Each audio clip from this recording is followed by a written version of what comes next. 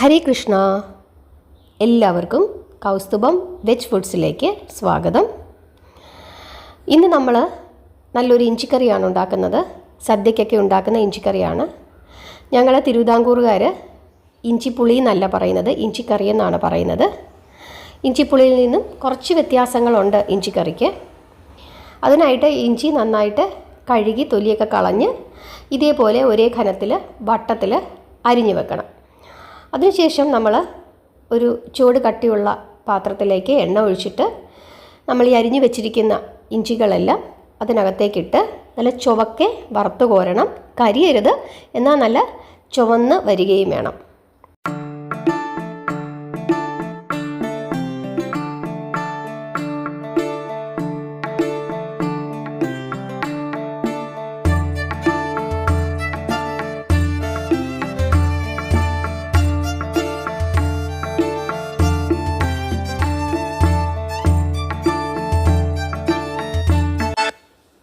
അതിനുശേഷം തണുത്തതിന് ശേഷം ഈ ഇഞ്ചി നന്നായിട്ട് മിക്സിയിൽ പൊടിച്ചെടുക്കണം.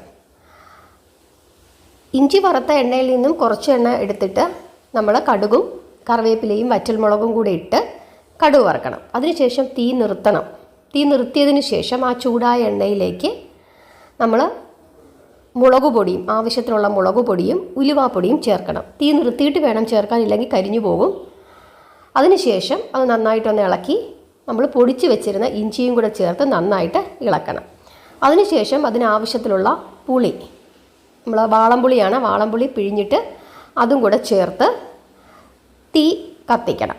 അതിനുശേഷം അതിലേക്ക് ആവശ്യത്തിനുള്ള ഉപ്പും കുറച്ച് ശർക്കരയും, മധുരത്തിനാവശ്യമായ ശർക്കരയും ചേർത്ത് നന്നായിട്ട് ഈ ഇഞ്ചിക്കറി തിളയ്ക്കണം. അതാണ് അതിൽ നിർബന്ധമായിട്ട് നമ്മൾ ചെയ്യേണ്ടത്. നമ്മൾ നന്നായിട്ട് ഈ ഇഞ്ചിക്കറി തിളച്ച് കുറുകി അതിൻ്റെ എണ്ണയൊക്കെ മുകളിലേക്ക് തെളിഞ്ഞു വരണം. ആ രീതിയിലാകുമ്പോൾ നമ്മൾ ഇഞ്ചിക്കറി വാങ്ങാം. നിങ്ങൾ ശ്രദ്ധിച്ചോളൂ അതിൻ്റെ കൺസിസ്റ്റൻസി.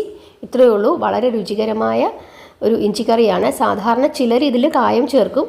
ഞങ്ങളുടെ വീട്ടിൽ കായം ചേർക്കാറില്ല അമ്മ. കാരണം അമ്മ പറയും കായം ചേർത്ത് കഴിഞ്ഞാൽ ഇഞ്ചിക്കറിയുടെ ആ ഇഞ്ചിയുടെ രുചിക്ക് വ്യത്യാസം വരും, കായത്തിൻ്റെ രുചിയായിരിക്കും കൂടുതലായിട്ട് നിൽക്കുന്നതെന്ന്. അതുകൊണ്ട് അമ്മ കായമൊന്നും ചേർക്കാറില്ല, മുളകും ഉലുവയും മാത്രമാണ് ചേർക്കുന്നത്.